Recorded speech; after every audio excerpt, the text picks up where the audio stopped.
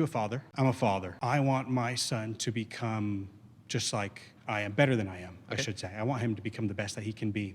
Is it possible for him to reach his potential without suffering in his life? Perhaps not, but there's suffering is necessary. There are a few things I want to say here. Firstly, that kind of moral development doesn't apply to non-human animals, as I've already said. Right? That does not account for the brutal death of animals in the wild. Also, if I don't want to talk about your son because it's tragic to think about, but somebody else's son has suffered and died immediately as a result of that suffering, they don't get to develop in the same way. I would agree that on a micro level, it's very hard to justify, and we can ask the question: why doesn't God intervene on all of these sufferings? You might be able to justify an amount of suffering, right? But the fact that there's so much gratuitous suffering in the world is what I think makes God's existence unlikely. There are some instances where maybe a certain amount of suffering brings about a certain amount of good in a situation. That, by the way, would count as a justification. But when a child dies of leukemia and they're dead... Could there be a purpose to it?